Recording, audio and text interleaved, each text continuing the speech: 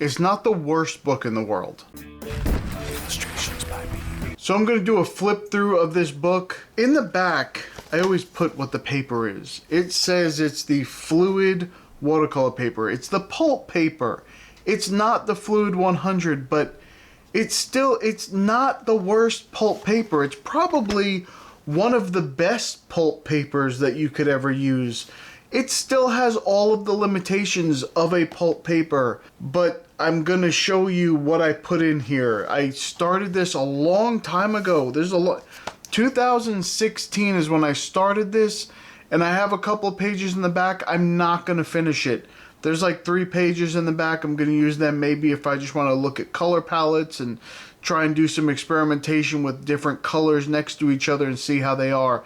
I'm not going to do any more drawings or paintings in this book. I got spoiled with the 100% cotton watercolor paper, and that's what I'm going to use now. I'm not going to use this. If I'm going to put any kind of water media in something, it will not be in here. All right, let me show you what I did. Okay, so here it is. Like I said, in the back, I always put this. Okay, so I always take the front cover, whatever the packaging is, stick it in the back so I remember what it is.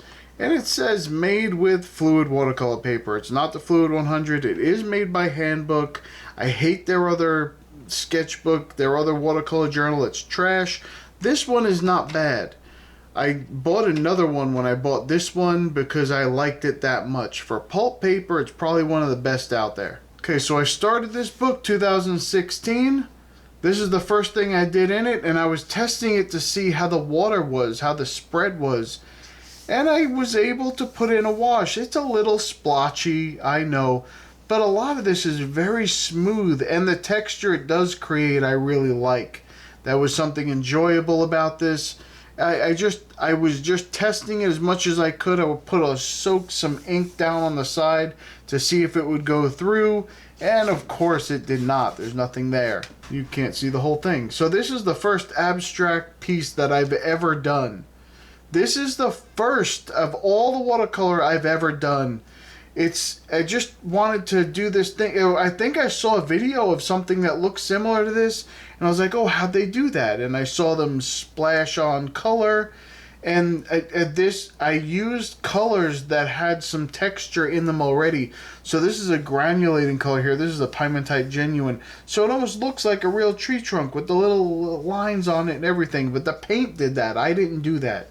And I did a lot of splattering all over this. It's a mess, but I think it came out okay. I was actually very happy with it. Alright, so the virtual instructor had a program where they did some gouache class or whatever, and I painted along with them. And this is what came out, and I loved it. This was one of my favorite things that up until this point, in 2017, this is one of my favorite things I've ever done with any kind of paint. I love how much texture is in this tree. It's absolutely beautiful. I absolutely love it. I love how much detail is in the bricks and the stone with the moss on it. It's just beautiful. I did it a little different than they did. I moved the shed here very close to the edge here. You're not walking around in here. There's just a shed with a little window, and that's it. So, but I love how this came out. This is one of my favorite things, like I said, that I had done up to this point. And the gouache works great in this book. If I was ever going to do anything else in those last couple of pages and I wanted to make an actual drawing, it would probably be gouache. Okay, so this is the Art Fix color fix, whatever that is, ground that I put in here. So I colored it blue and I put it in here, and so this is like pastel paper now. It has a little bit of grit to it that was not there before. And this is all pastel. This is all pastel. 2017. It has stayed since then. I haven't done anything special to it. It's just stayed, and all the little details are still there. But it works well. The pastel pencil worked really great on here, and I enjoyed it. Alright, this is a butterfly. Back then, I was doing a lot more nature stuff, so it's not a lot of abstract stuff here. I wanted this to look slick. It looked wet in the picture, but I just made it look so slick. I don't know why I did that. I just did, and that's how it came out. Wonderful is fine. You can see how it doesn't really, the edges, when you put that big wash of watercolor down in the background, it's splotchy, it's uneven, it's not right, because it's pulp paper. But really, it did fine. It's a fine piece. If you actually cropped out all the white stuff, it would be fine. Now, this is not the way to use this book. I love this drawing, but it was done with the Derwent Graphitint pencils, and as you can see, there's a lot of pencil that did not dissolve, and I soaked this afterwards. It's just that it's a cold pressed paper, so there's a lot of nooks and crannies and grooves, and you can't, when you use pencil on it, you can't get it all out of there. So I just put it in, I wet what I could, and there's still plenty of pencil that's not dissolved in there. It's fine. I still really like this drawing. So I just did a simple line and wash of a lily.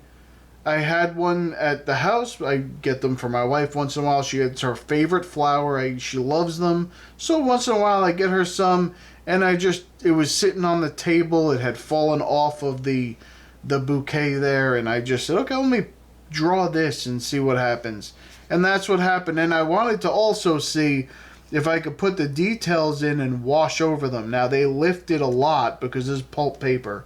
So they lifted a little bit more, so I had to go back in with a pencil and put them in, but it's okay, it was fine. Okay, this is the day right here. This is September 23rd of 2017. It was the day of my first falconry lesson, and I woke up early. I was very excited, and I just did this little picture of a falcon here, and it was fun. It was a wonderful experience. I absolutely got me hooked. She did this to me. My wife got me those tickets. She said, here, I'm going to get you a falconry license because you love birds so much. And I was hooked. That's it.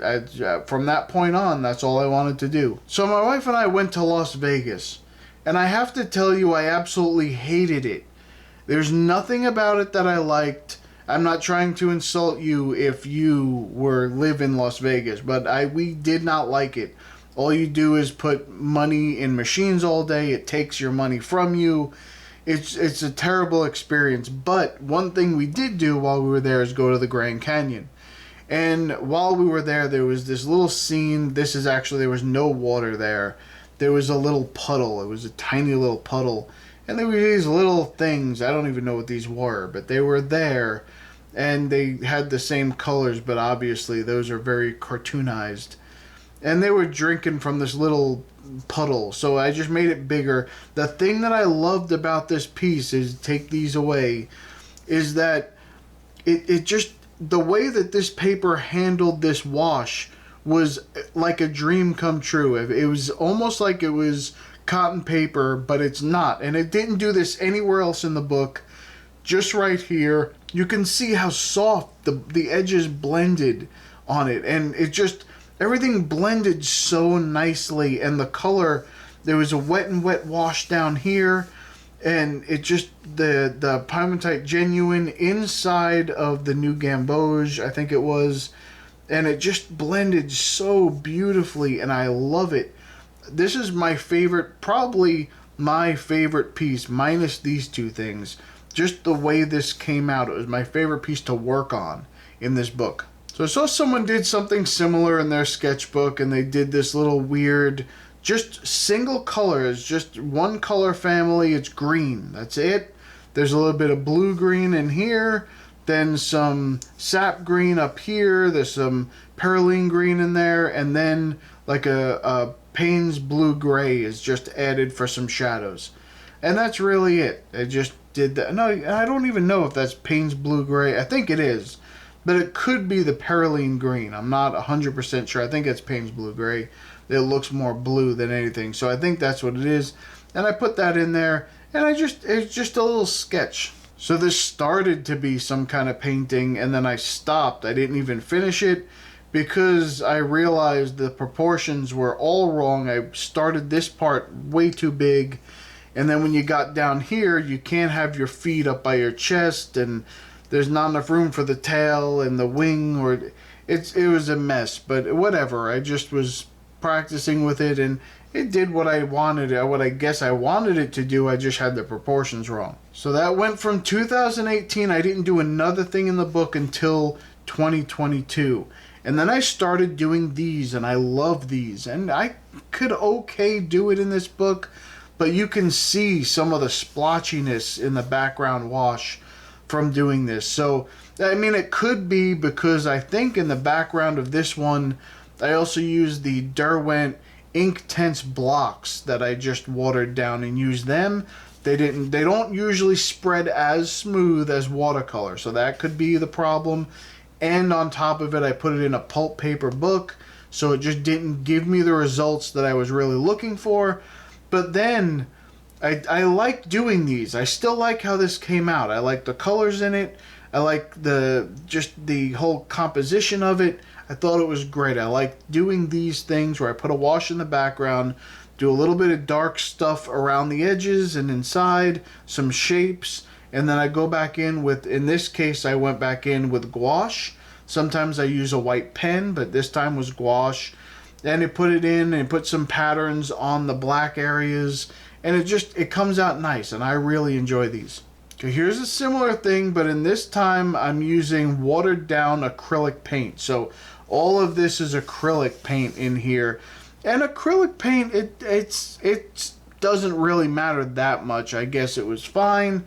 And then I went back in with some acrylic paint pens and put some details in. So I like this piece. I think it came out fine in this book. I have no complaints about it at all. Okay, in this piece, this is an example of how I'm fighting the paper.